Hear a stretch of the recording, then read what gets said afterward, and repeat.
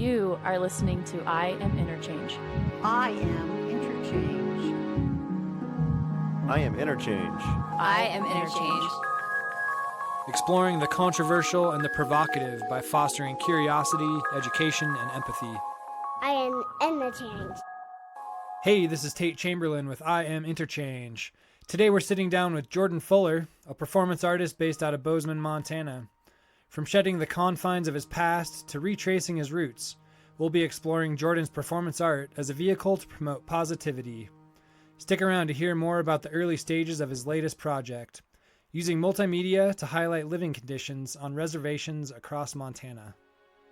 If you've been to our live events, he's been the performance art guy at the beginning of them, and we've been teaming up on these for the last 4 events. How's it going, Jordan? Yeah, I believe so. Not bad, man. What are you up to today? It was a cold ride over. It was nice and crisp. He got to the door, and he rides a motorcycle everywhere, and he looked like this. He had this huge furry jacket on, and you had all the get up. I didn't know who you were when you came to the door. Yeah. So, what is it about performance art that you like? And poetry. You do these slam poetry pieces and performance art, and what gets you going on it? I think I never saw myself, even like 2 years ago, I never saw myself doing performance arts or necessarily performing poetry even. It began as like just kind of like vomiting my thoughts onto a page, basically, and just I didn't realize how introspective and how much I was kind of searching for myself, like, but through like the people I've met as I started like just kind of doing little slams here and there, little slam competitions and spinning poetry with people, I didn't realize that it's like those were my people, like artists and entrepreneurs and weirdos like that. Was there like a moment that it clicked for you? Like you had kind of been feeling out the area, it was feeling warm to you, but like when you really committed to it, what was that moment? I think it was about, a year and a half ago with the Bozeman Poetry Collective, and we did our first collaborative show at the Conwood Club. And we had poets teamed up with various musicians, and it was kind of like a dream carnival. So we had like little attractions like oracles there telling people's future, and kissing booth, and it just felt right. Like we were all inspired to create, to push each other to create something new and different. At least that in terms of what we had seen around here, and just pushing each other. Yeah, to do different stuff. Is there an intention you found with it? Like what's the release? What's your personal intention and goal by doing it, by chasing it? I think for me it's to push myself to get better and those around me, and to bring others into it. I love like seeing there's so much talent around here, but people are kind of like chill on it, you know, and they're not confident in themselves to share it. And I think that producing good, positive ideas, like things with love and acceptance, and like spreading that to other people and encouraging them to do the same, I think that's a very powerful thing. It's very inspiring. Yeah, I like that. What so we just got done with our 4th live event together with Interchange, and what's that been like for you? It's been really cool. I love being a part of those ideas that it's very thought-provoking. I think there's an incredible need for getting people to think about subjects and speak about subjects that otherwise you might gloss over, you know, in day-to-day conversation. I've met some awesome people. Yeah. Who have been a couple of your favorites? Let's see. Who was the cat from immigration? Guy running for mayor. Oh, Wilmot Collins. He won. He did? Yeah, he won. Awesome. So Wilmot was on our human migration and displacement event, and he was very lively, and that was our first piece together. Yeah, you had you did that slam poetry piece with Keegan on the violin. Yeah, it was Keegan great. Going, awesome musician. Yeah. Yeah, he was one of my favorites. Yeah, it's definitely been cool getting to know you and the people you run with. Likewise, yeah, no, it's been good. I've enjoyed it a lot too. So what's being real to you? Being real. Yeah. I think being real, growing up, I was raised primarily by my father's family, and it was heavy Christian overtones. And I don't mean to like necessarily smash on the Christian religion, but I feel like a lot of people in established religion are all about like face, like a kind of like a facade, like a persona, and not necessarily about practice. And I saw a lot of that. I kind of like fakeness, like duplicity growing up, and people would say one thing or purport that they are good people or they are living life a certain way, and yet they don't actually do that. And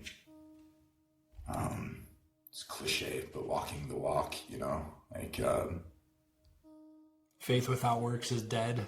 Yeah, kind exactly. of. Yeah, and that's how I definitely no longer practice the religion, but I saw my personal life just for the need for action instead of just words. You know, I love words. I love language. It's gotta have action to go along with it. So you're Crow, right? Yeah, Crow on my mother's side. She was full blood. How does that work? I mean, I have an idea, but I can't live it. You know, just the history of Christianity moving in on the Americas and the influence on the tribes. How is there an inner conflict with you? You kind of described it a little bit, but does it go deeper?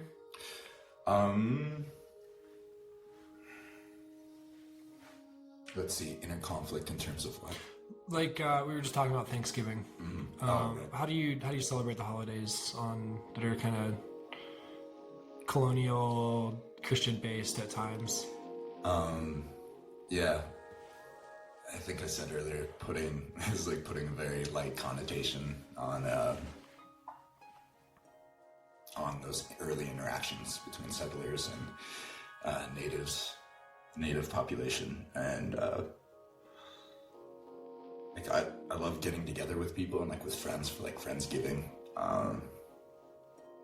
and I don't really choose to celebrate it. I guess I love gathering with friends, you know. And it's a good excuse at that time to do that. Yeah, exactly. And I'm not. It's not like at the moment I'm trying to dismantle all that. But is there so like growing up on your dad's side, we've got this macho topic coming up, right? Machismo. Yeah. Did that rub off on you, just being raised mostly by your father's side?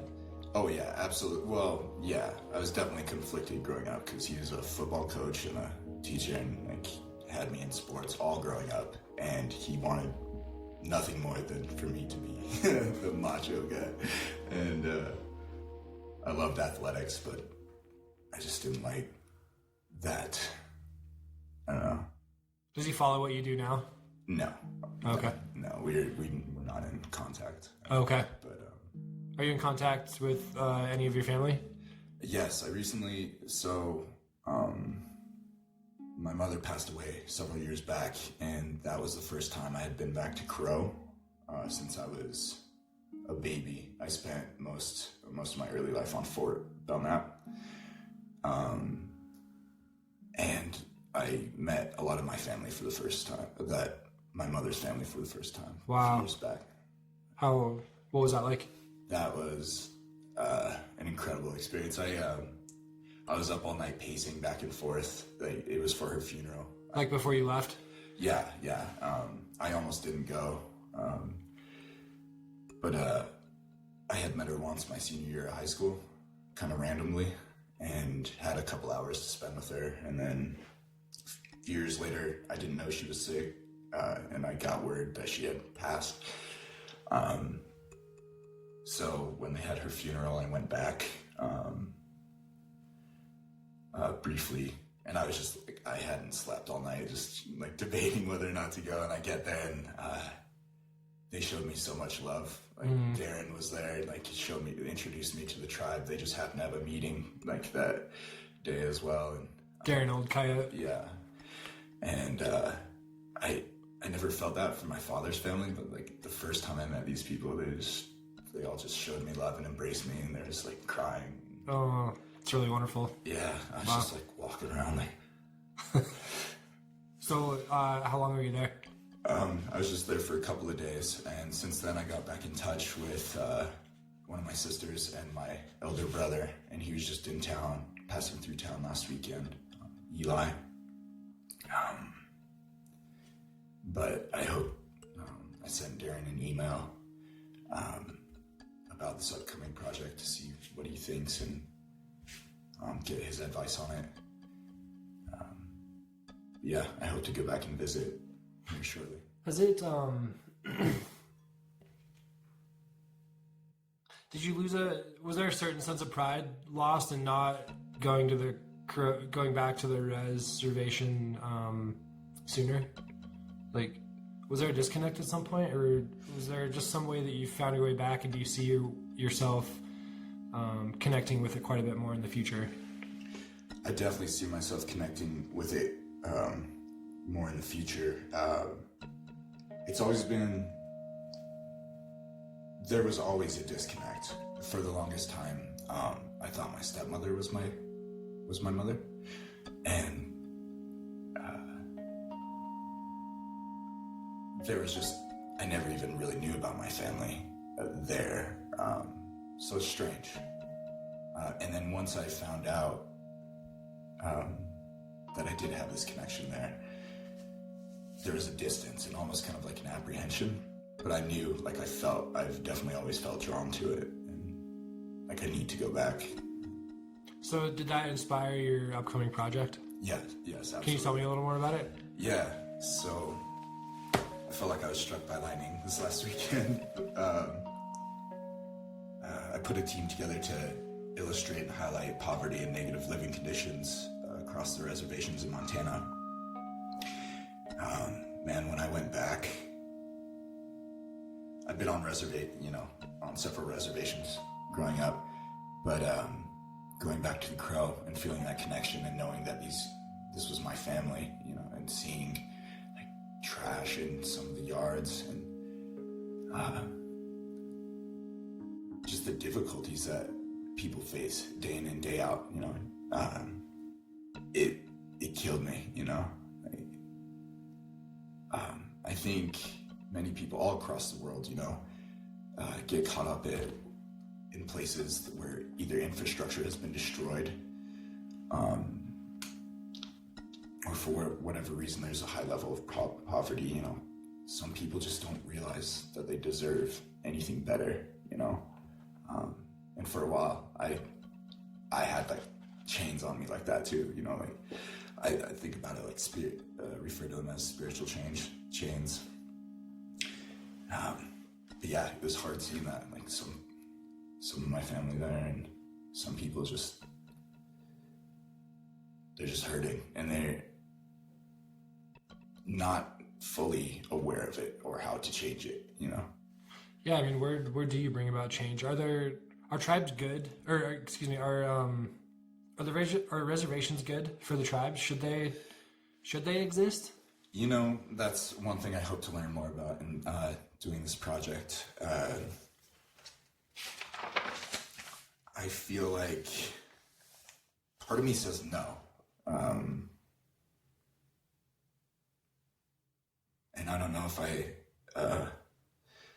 don't think I'm well versed on that subject to speak on it so much. So it's kind of stick with what you have and be governed under the Department of the Interior, or assimilate to American culture and move to the cities and move off the res. Yeah, and so I think you can see that there's definitely that desire to preserve the culture, what's left of a all the cultures here. And a distance because of previous relations, you know. So when you go back to the Crow Tribe with your project, what's your first step on, what's your intro like with your new project? So first, I've got to find people that are willing to talk to me, I think. Like within the tribe? Yeah, within each tribe. Okay. And just to get people's advice and how to perform this respectfully and So not just the Crow Tribe? and accurate. No, all 7. Yeah, okay. All 7 reservations. Yeah. I'm not really sure. I'm just gonna kind of go after it, you know. Communicate as much as I can. And So is it programming like with the kids? Is it are you bringing in kind of the performance art to it? Is that still kind of being forged? so, yes, I hope so. At some point, this particular project, I spoke with a videographer and a photographer. Oh, you know, Ben Johnson? Ben Johnson. Cool. Yeah, awesome. Yeah, he shot photos for me for years. I spoke with Nathan Norby. He's a videographer. Awesome dude as well. And we were going to interview some people if we can, and get footage of just conditions and firsthand accounts of difficulties that people experience and they see others experience around there, and difficulties in relations, I think, between the cultures.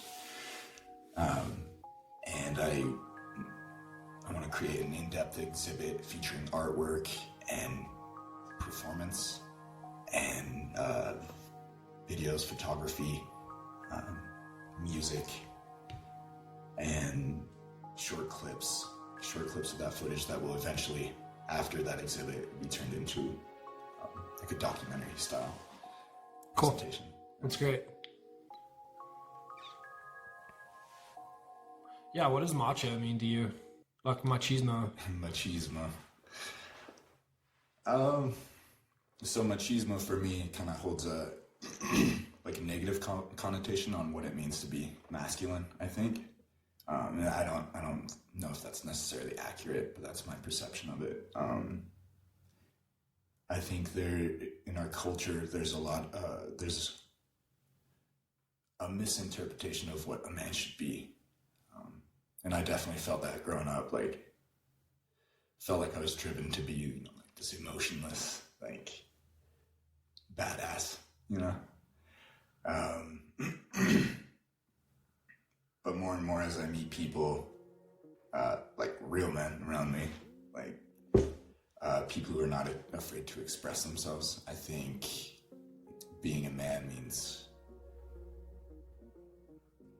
living well and living right and not being afraid to stand up for what you believe in. Are you finding yourself, does it chase you, or have you welcomed it and just like let it be part of your life but not necessarily channel it? I think I see what you're saying. Do you want me to rephrase it? Yeah. Like you mentioned growing up with your dad, kind of a real macho environment. Does that still linger with you? Does it pop up at times, or have you learned to like live with it and just you've found new channels for your life to kind of connect with, but it still kind of appeases you because you grew up with it? Yeah, absolutely. I think a lot of it in the way that it follows me is anger. Right? And I was raised to deal with my problems with anger, you know, and lack of communication, you know, and you can express anger in healthy ways or to someone that you're angry with them, but not screaming at them, obviously. And a temper, it follows me like that, you know. Does it? Yeah, and like I've been blessed with many friends that show me how to live much better, you know. and to actually speak with and love one another, even though, everybody hurts everybody at some point. We all hurt each other at some point. Do you, I don't know, here, I'm working on this facilitation training, and part of it is learning to trust yourself and love yourself and use yourself as an instrument. Do you love yourself? Do you trust yourself? I'm working on it. I think I'm finally learning to love myself. Kelly Mullins, badass poet here in town. Yeah, I like Kelly. One of the dudes who kind of brought me into the fold of the collective. He's super zen. He hasn't had an easy life, but he's all about learning to love yourself and let that lead out into your life and the world around you. And that's what drew me to him, and helped me unfold as both a person and as an artist.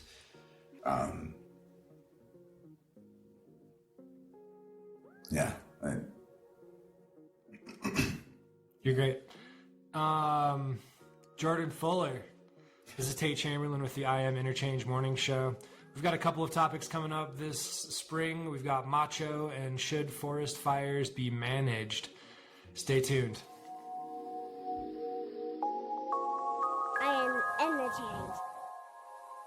If you like our podcast, follow us on iTunes, Spotify, and SoundCloud. A special thank you to Neil Sharma. This episode was produced by 10 Directions, Tyson Lunn, and me, Tate Chamberlin.